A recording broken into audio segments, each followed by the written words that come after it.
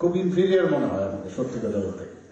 তো যাই হোক, আগেও আমরা ছোটবেলায় দেখতাম যখন লতা মঙ্গেশকর যেমন গান করতো, আরো যে মুখার্জিরা, সন্ধ্যা মুখার্জি ওরা গান করতো, তখন কিন্তু এখনকার সময়ে যেরকম ঠিক আছে হেমন্ত মুখার্জির ওরা যখন গান করতো সত্যিই ভালো লাগতো, কিন্তু যখন মেয়ে লোকরা গান করতো ভগবানই ওদের গলাটা এমন ভাবে দেয় যে সত্যি মানে কোকিল কণ্ঠ যাকে বলে, সেটা আজকেও আমি টের পেলাম এখানে।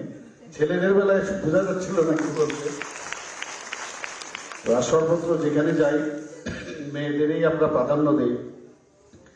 আর আমাদের এই সরকার এখানে মেয়েদের জন্য তারা যেন সব দিক দিয়ে সমাজে প্রতিষ্ঠিত হতে পারে আমরা চেষ্টা করছি।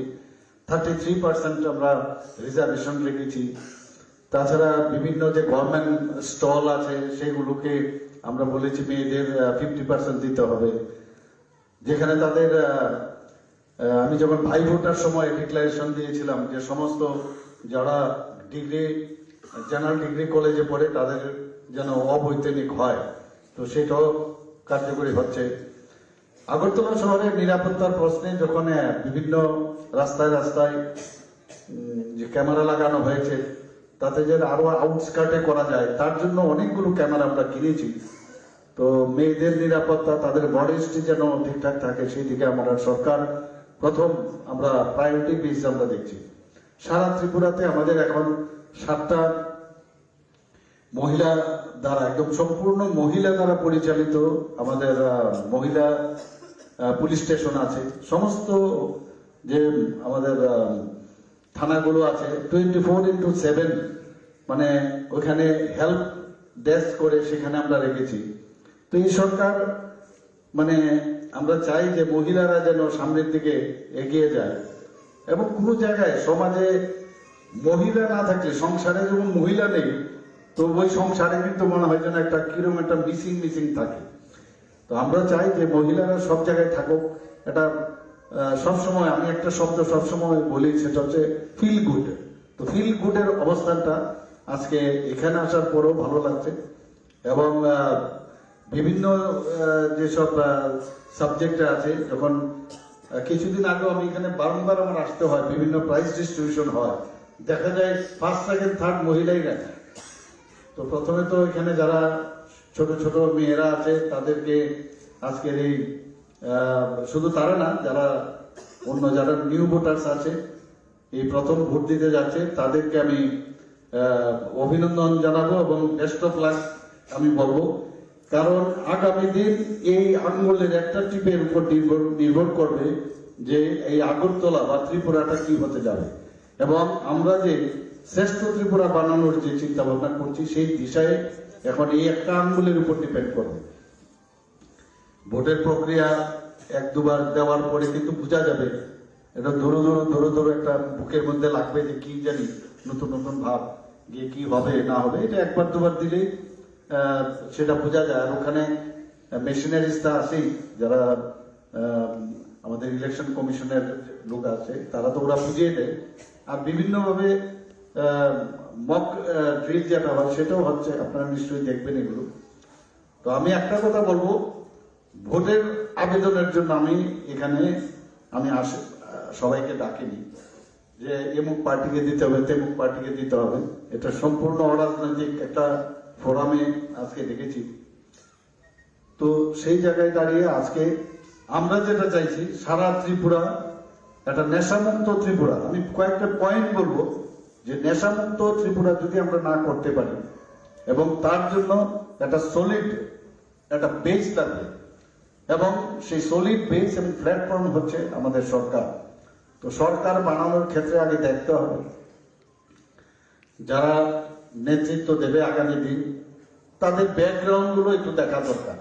আপনারা জানেন যে এর মধ্যেও ইলেকশন কমিশন থেকে যারা ক্যান্ডিডেট হবে তাদের বিষয়ে বলা হয়েছে, তাদের একাডেমিক কোয়ালিফিকেশন, তাদের প্রিভিয়াস কি অ্যাক্টিভিটি আছে।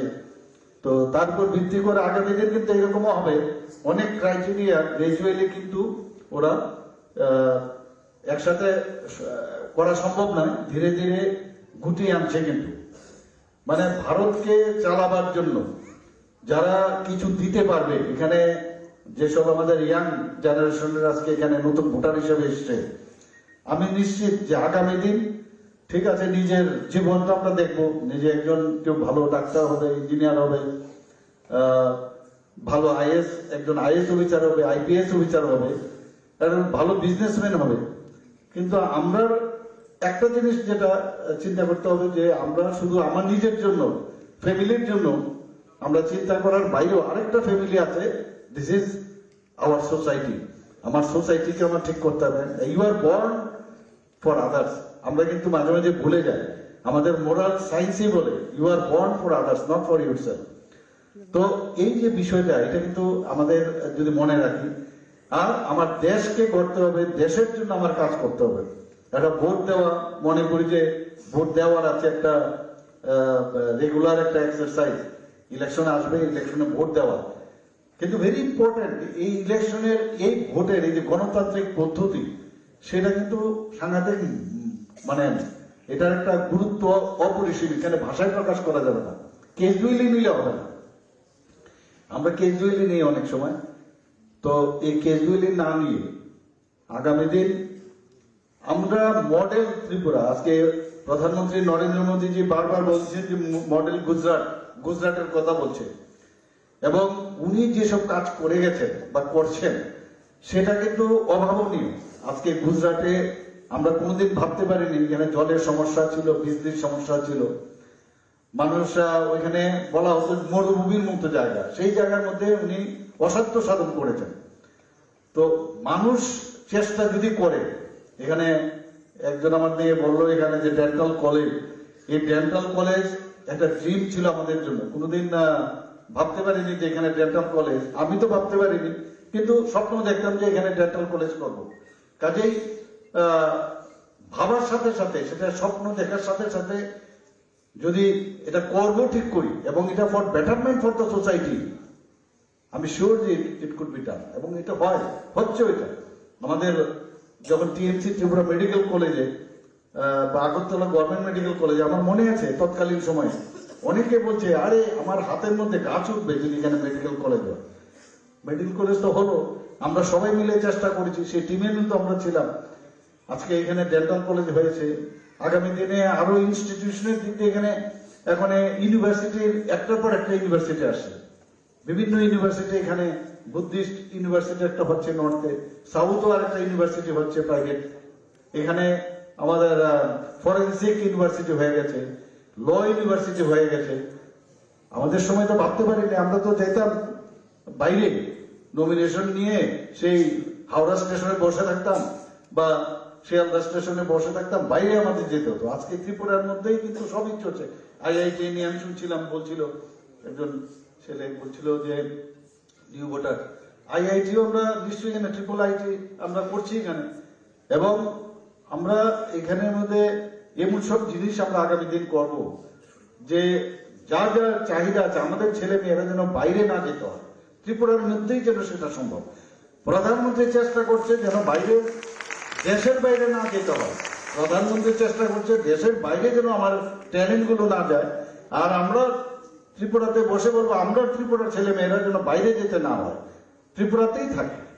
তো তার জন্য যে এভিনিউজ দরকার, যা ইনফ্রাস্ট্রাকচার দরকার, সে লজিস্টিক সাপোর্ট নিশ্চয়ই আমরা করবো।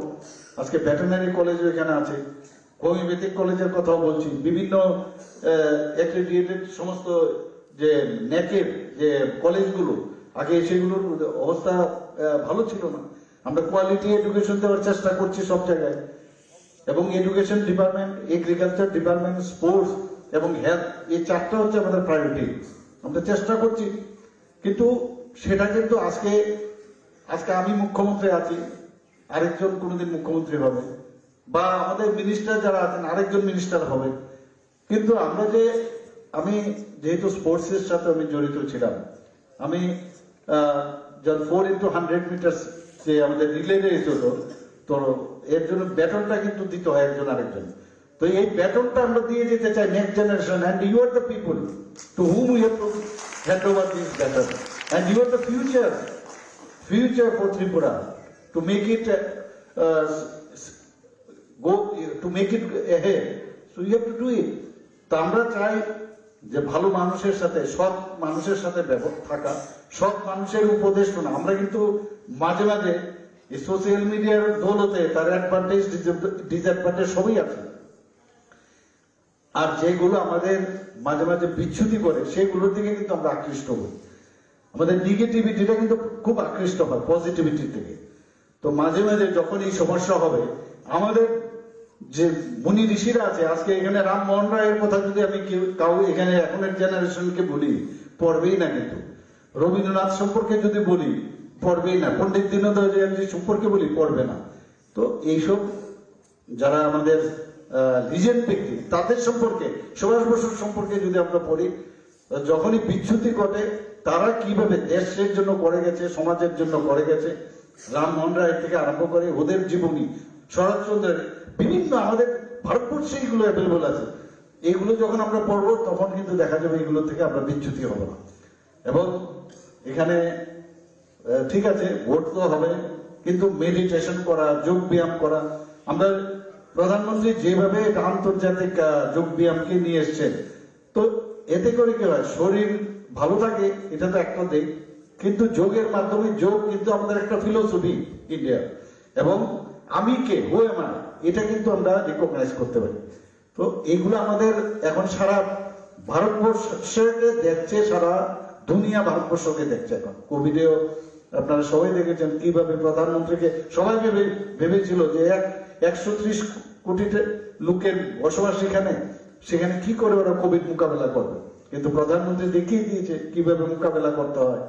সেই আমাদের জনতা কারফিউ থেকে আরম্ভ করে, লকডাউন থেকে শুরু করে, দুটো ভ্যাকসিন থেকে আরম্ভ করে, সব দিকে উনি যেভাবে আমাদের বাঁচিয়েছেন, এখানে সবাই আমরা কিন্তু এই ভ্যাকসিন নিয়ে আমরা আজকে বেঁচে আছি। তো ইচ্ছা থাকলে, মন যদি আমি ট্রান্সপারেন্ট থাকি এবং আমি যদি কারোর অনিষ্ট না করি, তাহলে কিন্তু ভিতর থেকে সে শক্তিটা আসে। এখানে আজকে যারা উপস্থিত আছেন, আমি আবার বলছি যে এই প্রথম ভোট দিতে আপনারা যাবেন, কিন্তু আপনার এই ভোট দেওয়ার সাথে সাথে আগামী দিন এই যে ত্রিপুরার ভবিষ্যৎ কিন্তু এর সাথে জড়িত রয়েছে। খুব ভেবে চিন্তা করে ভোট দেওয়া উচিত।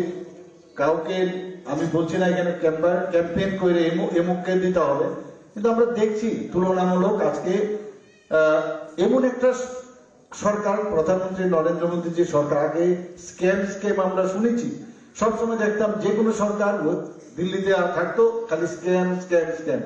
আমাদের ত্রিপুরাতেও আমরা দেখেছি, সেই জায়গা থেকে আমরা বেরিয়ে এসেছি যে ট্রান্সপারেন্সির মাধ্যমে আমরা কিভাবে থাকতে পারি। তো এখানে আমি আর বেশি কিছু বলবো না। তো একটা কথা আমি বলবো যে স্বচ্ছ ভারত, স্বচ্ছ ত্রিপুরা, এই যে বিষয়গুলো আছে, আপনারা বলুন, যদি স্বচ্ছ, আমি যদি আজকে আমরা যখন সাফাই অভিযান করি, এর মধ্যে কোনো রাজনীতি নেই, এটা কিসের রাজনীতি?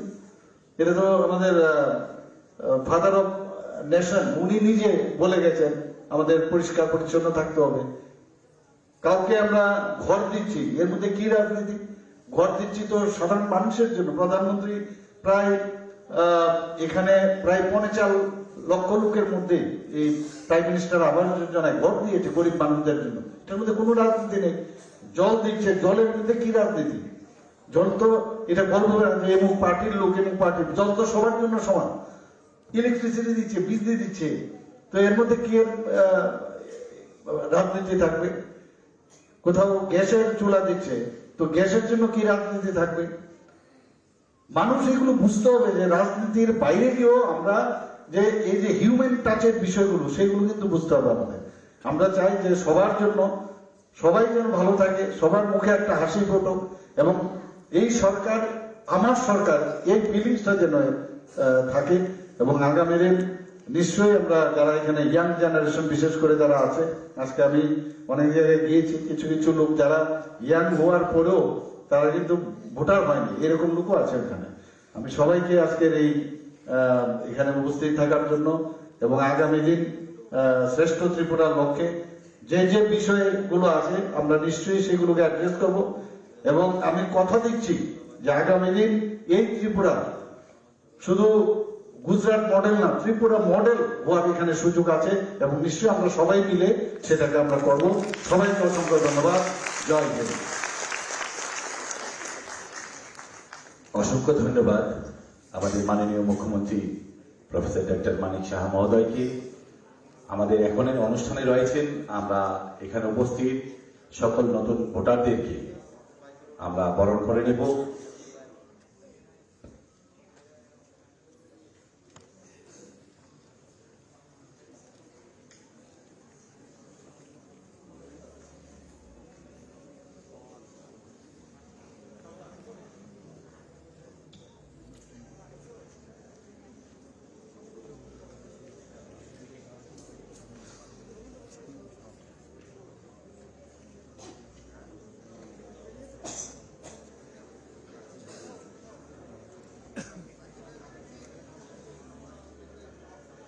এখানে উপস্থিত সকল নতুন ভোটারদের মাঝে আমরা আহ্বান রাখছি সাহিরি দেব, উদিতা বণিক, পাপন দেবনাথ, অনন্যা ঘোষ, জুঁই গোপ।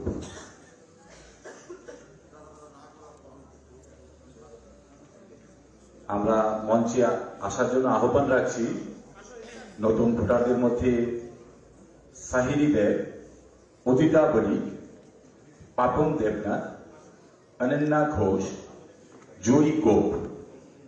তোমরা সবাই আমাদের এই মঞ্চে চলে আসো। আজকে আমাদের আদরণীয় মুখ্যমন্ত্রীর মাধ্যমে আমরা এই 5 জনকে বরণ করে নেব। তার পরবর্তীতে